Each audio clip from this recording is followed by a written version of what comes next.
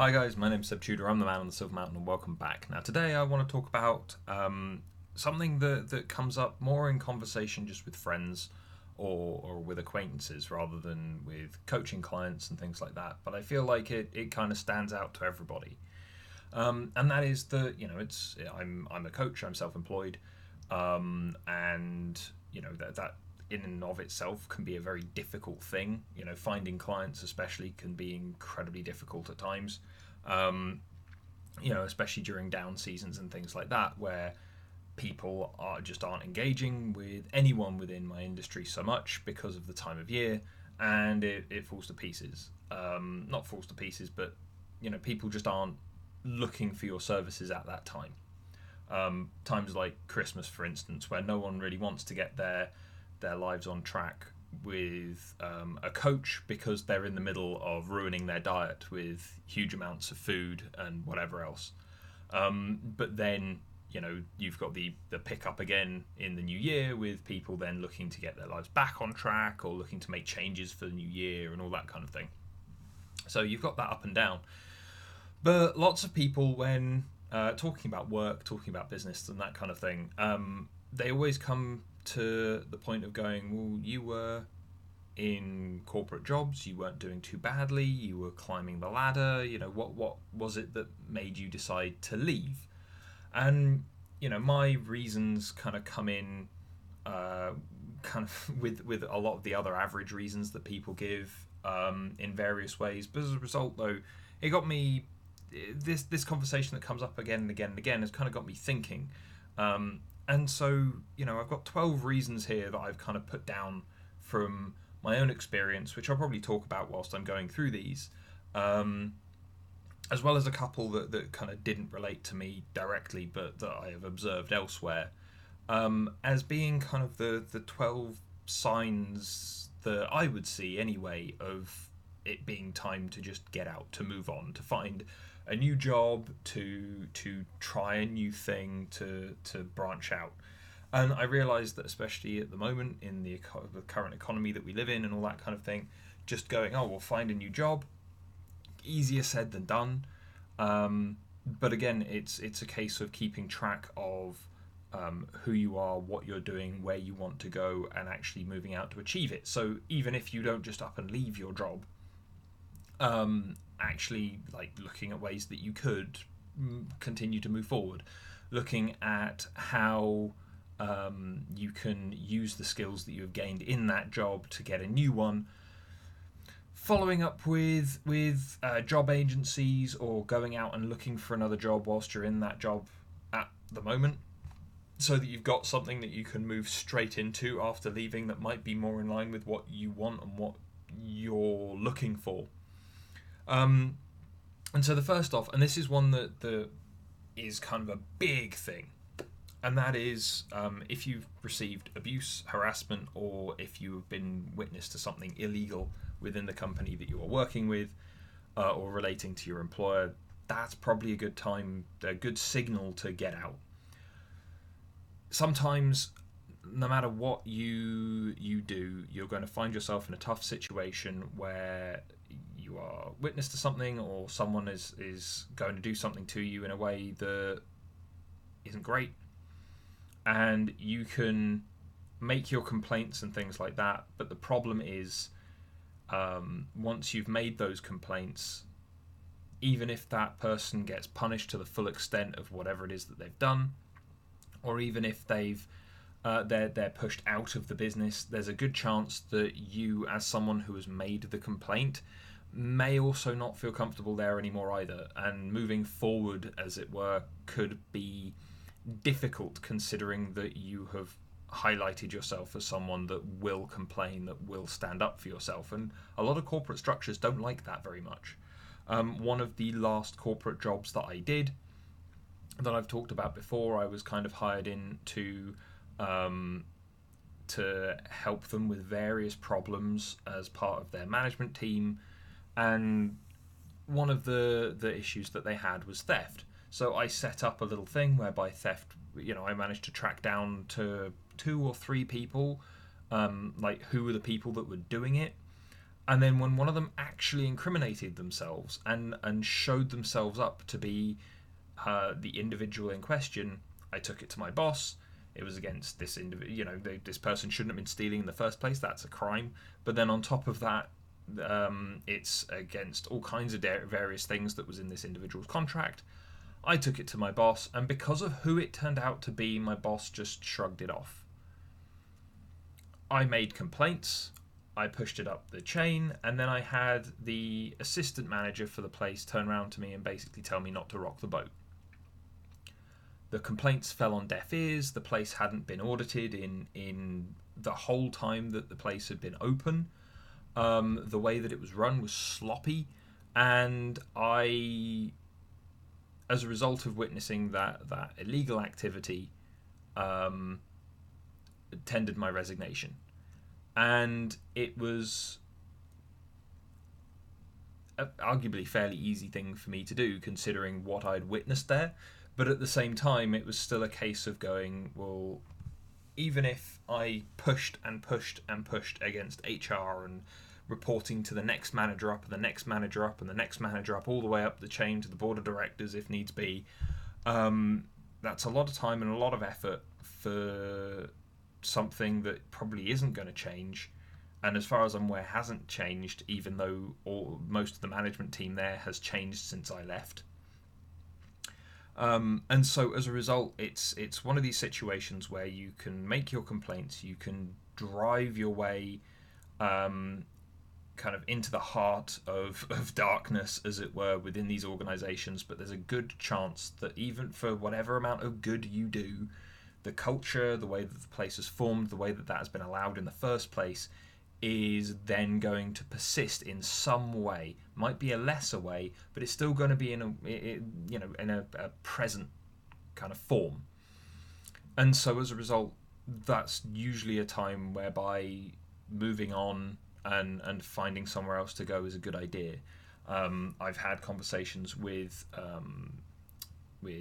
solicitors and lawyers that specifically focus on the kind of work tribunal and people leaving work and all that kind of thing at various networking events and stuff like that. And the way that it always seems to go is that those people may very well have their lawsuit heard, win it, and all the rest of it, but then going back to work within that workplace is incredibly difficult for them. And that's where at times I've had people coming to me as a result of those conversations that I've had with those legal professionals. They've then said that they know this person that can help them out in finding where they need to go afterwards. And it can be difficult. It can be tough, especially if it's a job that you've spent an awful lot of time in, that a lot of blood, sweat, and tears have gone into. There's a good chance that moving on will be difficult, but it could very well be necessary. The next one is a bit kind of floaty, but it's one that is no less important, and that's if you just lack passion for what you're doing. That's why so many corporate jobs for large companies, ones that are for franchises of large names, fast food, coffee shops, retailers, whatever, they're all so soul-sucking.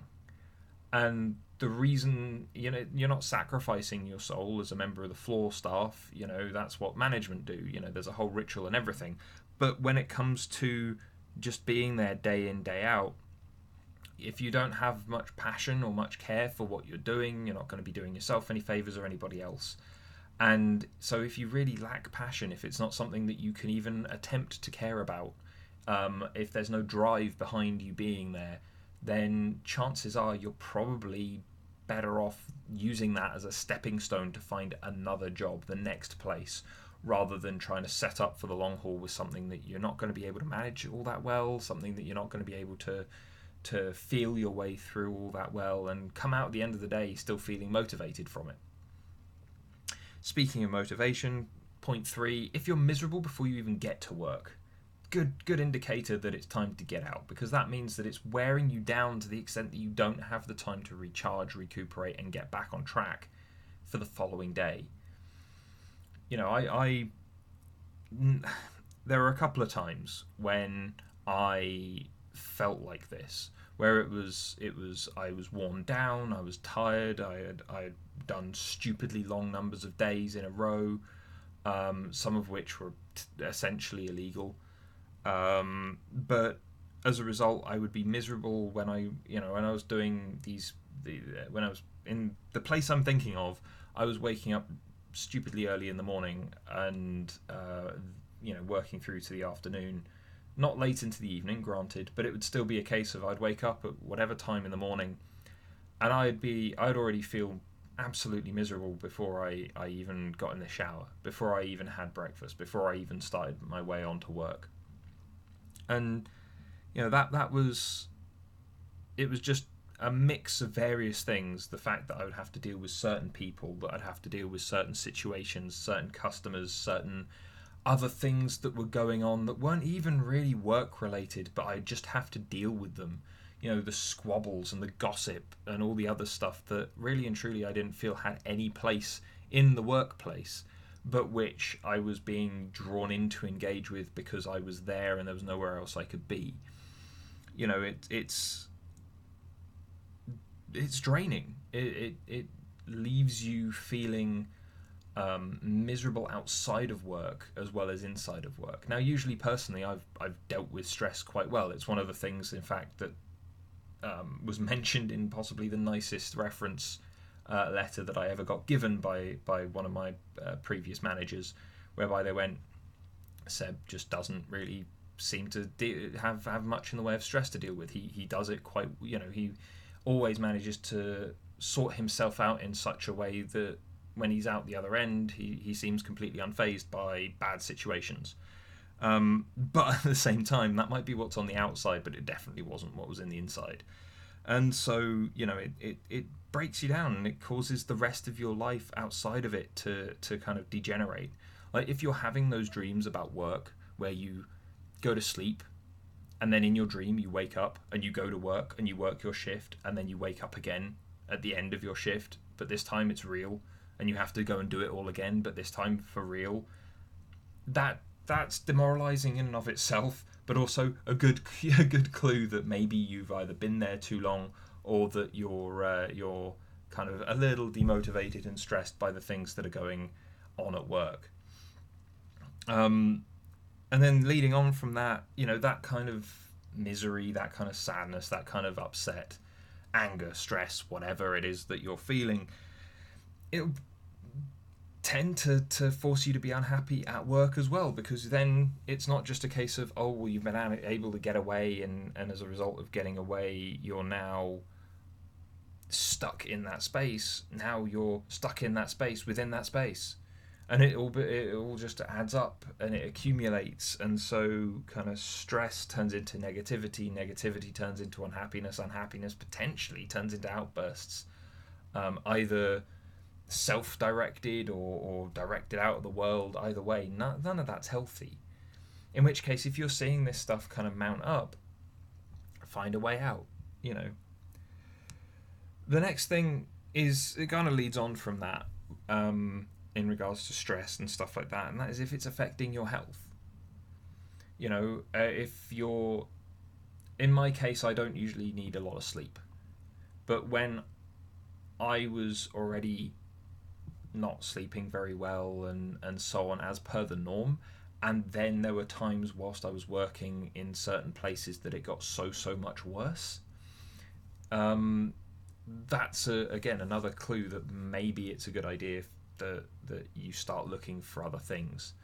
Just because if it's going to start impacting your health, you're there paid to do a job. You're not there paid to give you your entire life, including your future.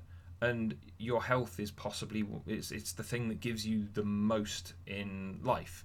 Your health allows you the longer period of life, the more things you can do with that life, and the other things that you can really take hold of that will make your life more fulfilling. You don't want to exchange all of that for a low-paid kind of corporate job of some sort or another that just burns you down and wears you down and everything falls to pieces for you just because you worked one too many 16-hour shifts for basically peanuts. You know, don't let it impact your health. If you start seeing health impacts, see a doctor, check stuff out, and then subsequent to that, try and find a way out.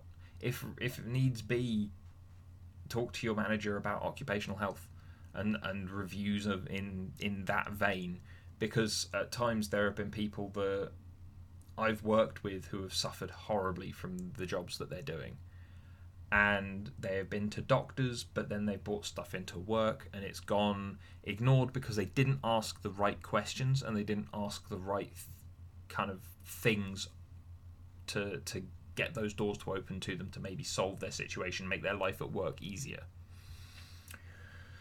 And I can't speak to all workplaces, but in the ones the I've worked in, there have been some that have been very good, that have been very on point because of the manager, not usually because of anyone else, but the manager has taken interest, and that when things have come up, just to make sure, if anything, the manager there has made sure that they've covered their asses so that they don't get in shit.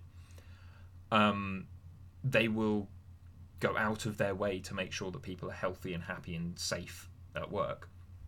In other places, though, I have literally seen people, especially kind of general managers, you know, either people at the top of the chain or assistant managers, sometimes both in cahoots, actively pushing people to ignore their own safety and move beyond it. At one point, when I was coming back from running an errand at one job, I got clipped by a car. Thankfully, no real injuries or anything like that, just a bruise. But I came back, there was an event going on, and my boss, ignoring my well-being, in spite of the fact that I had struggled all the way back down from where I had gone to run this errand, back to work for the end of my shift so that I could then pick my stuff up and then get off on my way to go and see a doctor and whatever else. He ignored me and asked me if I wanted to take part in the event. And it's like, I'm injured here. You're responsible for my well-being whilst I'm here and doing jobs on your behalf. How irresponsible can you be? You know, that was a very big kind of mark for me in regards to the things that stacked up for me leaving that job.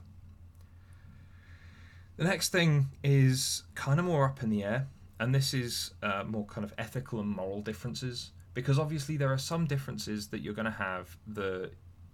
You've got your limits, you've got your boundaries, and you're not going to want to go across them, and you're going to see people doing things either in the name of the business or the name of the employer or whatever else that may not constitute abuse or harassment or things being illegal or anything like that, breaches of health and safety, maybe, probably none of those things, but they're still not going to sit well with you. And when that happens, quite simply put, those things are probably quite deeply ingrained either in the culture of the business or in the people that are leading the business, and also in yourself, the fact that you aren't going to be wanting to compromise on those things. And, a lot of the stuff that I've seen in those kind of regards was kind of when I was working for one job, and I was actually quite moved by the fact that whilst I was doing training there, one of the people in HR that was in charge of our program, she saw how poorly we were being treated, how limited the resources were that were being made available to us, how we were essentially being expected to study a full-time course as well as then do essentially two full-time jobs at the same time. Purely, you do the two full-time jobs and you get the privilege of doing this course, but the course at the same time was essentially quite an involved and expansive course that required a lot of additional work as well. And she didn't feel that was good enough. She didn't feel that it added up well enough, that the course had enough put into it or was well maintained enough, and as a result she left. Her moral inclination towards helping the people, helping us advance, helping us get trained up and go on to better things, conflicted very much with what the company was actually doing and providing for her to do that, as well as for whatever else. In which case it was really nice to have a conversation with her when she was leaving, about the whole thing, because it was very candid and it was very much appreciated, to see that at least when we and our mentors and managers that were kind of overseeing this program that I was on at the time, they all realised that it was crappy and it wasn't being run in the best possible way, and it was all over the place. But there was nothing they could do about it, and it was all very, very much above their heads in regards to how it was being decided. But again, having it's good to have your principles, and I'm going to do a video about that later this week. But it's good to hold to those and to make sure that you stick by them, as per the living by a code stuff that we talked about a little while ago as well, and making sure that you're uncompromising on those things is important. At the very least, it's important because it means that you're consistent, but also it's important because you're allowing others to see that there is better, and at times that can be very, very difficult. So, if you've got your moral and ethical boundaries, stick to them, and if you're finding those being pushed against in a substantial fashion by where you're working, look for a way out, look for another way to go. The next thing is if you see your quality of work drop, if you're not achieving as much each day. Now, why is this important? It's not impacting you directly. Well, it might be. It might be making sure that you never see further promotion just because you have reached your plateau. Not because you're incapable of going beyond that. Not because you're incapable of it in any way. But just because you've been doing that one thing for so long that now a large amount of it has gone into just you doing stuff on autopilot and just going through the motions, and as a result, that lack of attention has then seen a lack of kind of a lowering of your work quality. I can say, as much as there have been, I try my hardest whenever I've ended a contract, because it's a case of going, well, yeah, but I might be leaving, I might no longer really need to care after a certain date, but I don't want to leave the rest of my team in the crap, in all the crap that would be left behind and all that sort of stuff. As much as that's something that always sits in my head whilst I'm working, by that point I've probably been there for a good couple of years, and so now that there is a relief, there is an end date, there is a time for me to come to a conclusion in that space. With all that in mind, it becomes this moment where I am more likely and more willing to give into the kind of the running on autopilot and the just letting stuff run by, just because it's human nature. It's that whole, when you're running a sprint or running a marathon or something like that, you don't finish at the finish line, you finish a good 20 yards beyond it. Why? Simple, because if you allow yourself to see the finish line as the finish line, then you start to relax once it's in sight. You need to give yourself further to go to make sure that you push all the way through it, and that can be really hard. That can be very difficult, and especially when everyone else is saying, oh, well, you don't have to worry anymore, you're going to be gone soon, none of this is on you to care about. Oh, well, I know that you don't care anymore because you're leaving soon. Firstly, you can try and shut those people down, but they're always going to say it and they're always going to think it, and as a result, that can kind of add up to you not doing as well, because it's almost as if you've been given permission, which, especially when you take pride in your work, even if you're kind of running into a wall and plateauing somewhat, if you care about your work, you're going to try and do as well as you can. You're going to try and push for it. But if you've reached that point, if you started to see it drop off, then actually calling it quits, looking for something else, finding that point where you can give yourself that end line, that finish line, so that it's not just this slog, this monotonous, tedious kind of continuation. Making sure that you can find an end to that so you can move on is going to be useful to you. The next thing is especially something that I'm I talk about a lot, but maybe more so in some of my gaming videos, because that's one of the reasons why I do the gaming videos on this channel. And that is, if you're seeing your work-life balance suffer, like I try and make sure that I have time during the evenings and things to maybe play with some other people, but also there are, you know, especially in more single player games or other things that I'm doing by myself, there's less of there's less of an opportunity for learning and development when playing with others, and it's outside a very individualistic experience. And as a result, that's why, for instance, Subnautica is such a great game, and why I've played so much of it on the channel, because it allows me that work-life balance, allows me that relaxation time and all the rest of it, but it still embodies the planning, the dealing with bad situations, the overcoming them, the dealing with unexpected changes, and all that kind of thing, to exemplify kind of through play what I talk about the rest of the time anyway. And so when it comes to work-life balance, it's something that's obviously very important to me, because I do so much of that and talk about that so often in places throughout all of my other videos. And maybe I should do a proper full video on work-life balance at some point. But when it comes to work-life balance, you need to have that recharge time. You know, at one point when I was working like 12-hour shifts and doing all kinds of other stuff, I'd come home at the same time as one of the other guys that would usually work the shift with me, and me, him, my brother, we'd jump online and we'd play through a game. At times we'd fall asleep whilst doing it, and we'd still somehow manage to win. But you know, we'd just come home and it would be like, right, work ended, now it's time to cool off. And yeah, we'd probably still talk about work, bitch about certain things and whatever else, but we'd get into it. We'd just find a way to relax and enjoy ourselves, and we'd get out the other side. And you know, having both time with friends, time alone, all of those things are kind of important.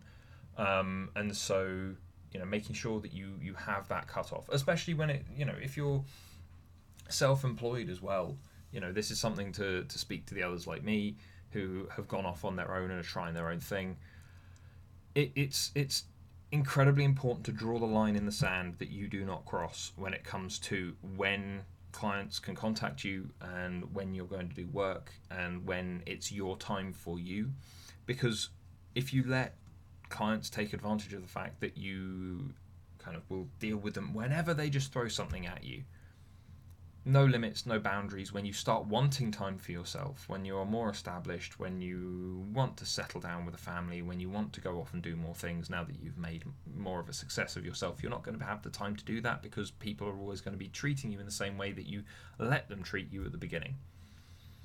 This is why, for instance, in my contract, it says that people can call me or drop me an email or something like that whenever they've got something very specific to share, be it a success or a certain hardship or stuff like that.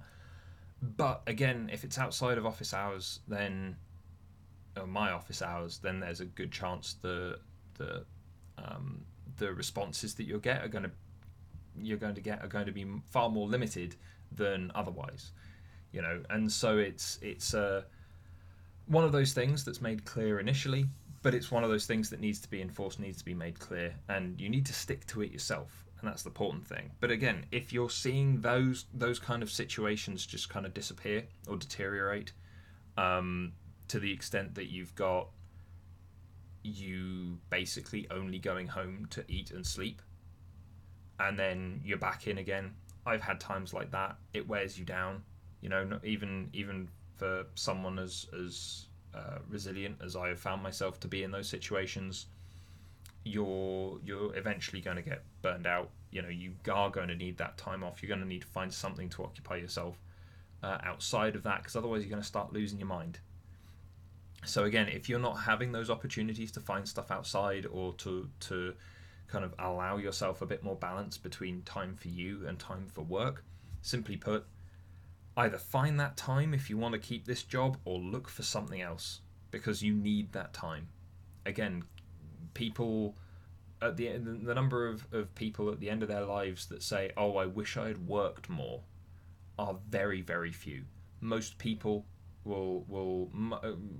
they will be regretting everything else under the sun. I wish I had had more time with friends. I wish I had gone and seen more of the world. I wish I had gone and had more fun.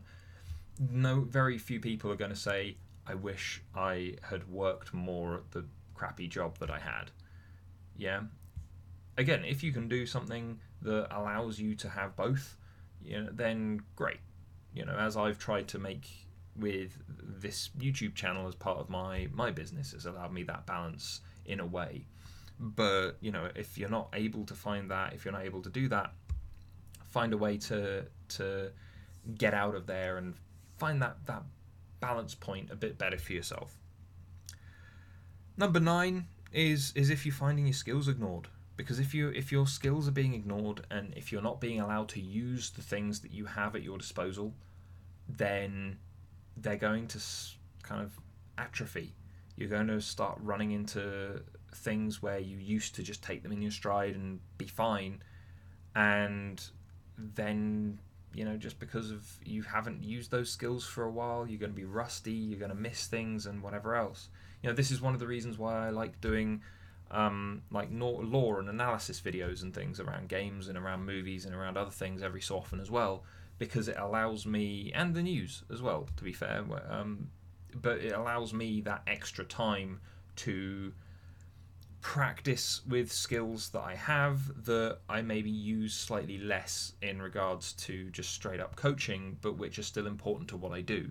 And so having those skills available, having them for me to use, and then actually going out and finding little tasks here and there for me to use them, that's great.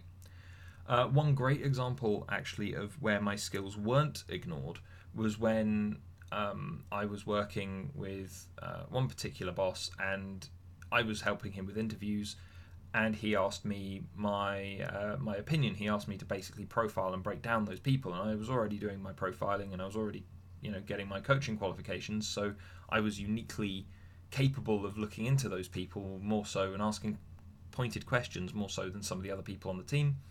The one disagreement that I had with my boss in particular about an individual that he wanted to hire, and I suggested he shouldn't, he hired her anyway, and this particular young lady didn't show up at all, as I had predicted based on what I had seen. And then after that, he allowed me much more breadth in the reading that and the analysis that I would be allowed to do on new employees and new applicants. And that kind of thing, it was, relatively speaking, a small job, because it was basically just a discussion between the two of us based on what had been observed from that person.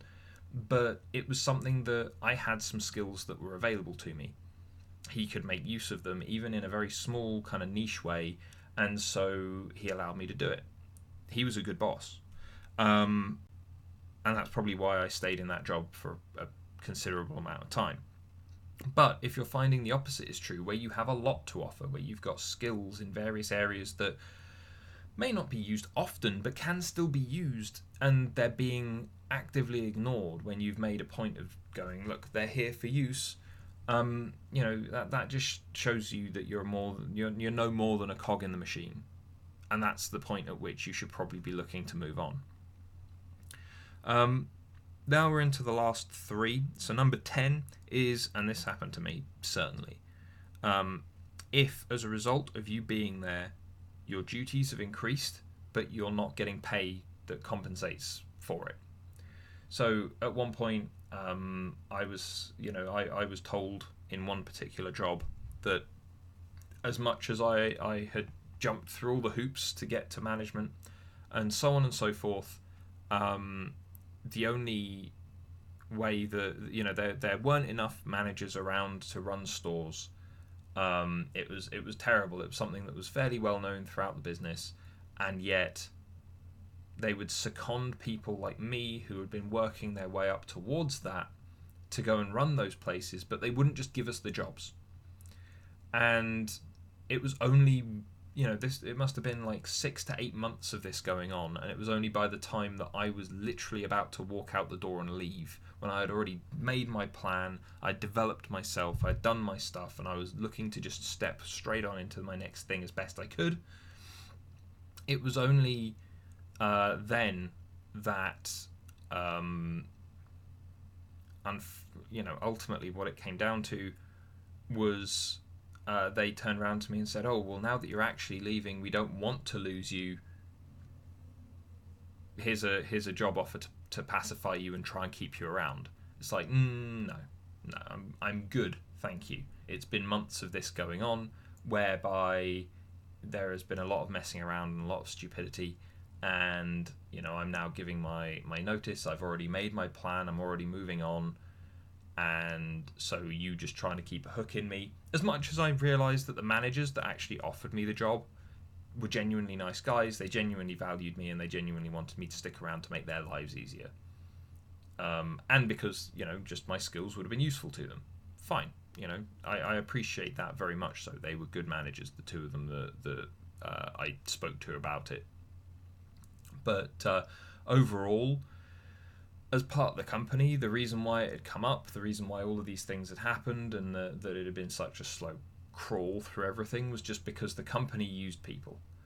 And one of the reasons that I had made all of the efforts to go and find my own way was because I didn't want to be used anymore, and I still don't. And so as a result, if you're seeing all the work under the sun being kind of thrown at you, then great, but make sure that you're being compensated and recognized for it. And if you're not, then it just means that you're just a harder working cog in the machine than everyone else, but you're still just a cog. Don't let that happen. If that starts to happen, find your way out, find your way up and above, or find your way to move sideways, even into a different company that will maybe value you more. The last one, or the second to last one, sorry, penultimate one, is if there's no forum for ideas.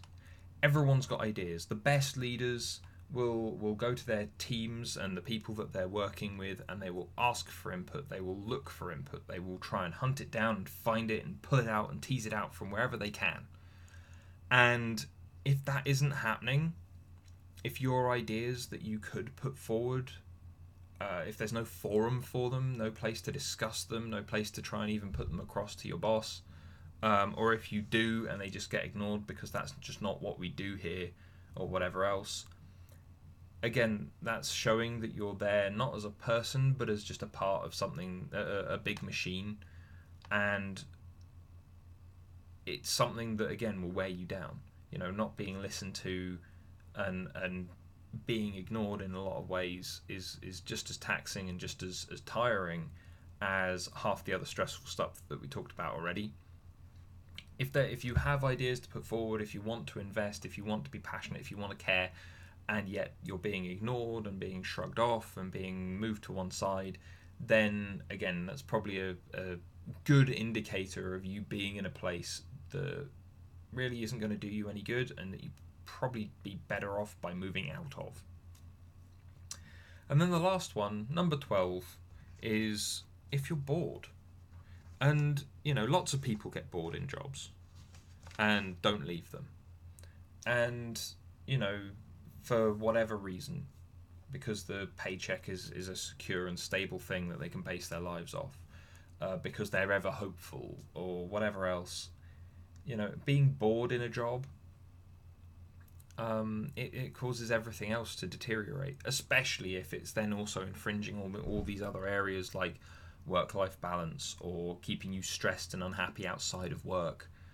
And if you've got no drive, no passion for the job anyway, then being bored there, it turns you into a lead weight for the other people that you're working with, as well as kind of just pulling yourself down, knocking yourself down a few pegs just because you're unengaged. In which case, if you're finding yourself really bored, and it can be hard, because especially if you find yourself, getting bored with a job that you've been in for 4, 5 years, 10 years, something like that, where you've been there, you've been a big part of the institution since it was founded or whatever, or since it was set up, then, sure, it can be really hard to let that go. But and I myself have found that with a couple of the jobs that I've been in for the longer time, before I moved off to do coaching by myself, where it was like I had been there from the beginning. I had helped set things up. I was the one guy who had been there pretty much every day overseeing various things, and the team respected me for it. I got on well with everybody, and it was the main kind of place that I felt I was making a difference at the time. And yeah, at one, towards the end of my time there, where I had made my decisions and made my point of going, I'm moving on now. Part of me doing that wasn't just excuse me, it wasn't just that I had finished the various courses that they could offer me. It wasn't just that it was eating up a lot of my life. It wasn't just that the job opportunities were there but not being offered to anybody. It kind of spun out into, well, now everything's just pedestrian. I've got no new qualifications and new courses to look forward to that are meaningful at this time. No new challenges in my job. The team has actually got to a point where they don't really need me anymore. As much as, from what I understand, the place did slip a bit after I left. And people weren't particularly happy with certain things that went on after I left as well. But again, it was a case of me going, well, now everything's just pedestrian. It's boring. I've got no reason anymore. And that did weigh in. Probably wasn't the largest part of my decision at that point to leave that particular job, but it definitely weighed in on what I was doing and why I was doing it and why I was finding my way out of there into what I'm doing now. But yeah, let me know your thoughts, guys. What else would you add to this list, or which of these things have informed you quitting jobs? I'd be really interested to know, because obviously it can be a really hard thing to do, especially when, like in my situation, I was going, right, well, I've always had this corporate structure around me. They've always I've always just been this mechanism within this larger thing, and yet now I'm my own boss. I'm doing my own thing. I'm having to find my own customers and clients, build my own reputation, do my own stuff, develop my own ideas, all by myself, and that was daunting. It's exciting. It still is exciting. And it's been a slow process to building up, but it's there. It's going on. But otherwise, guys, I'd love to hear your thoughts and your stories. But otherwise, thank you very much for watching, and I'll see you in the video later. Take care.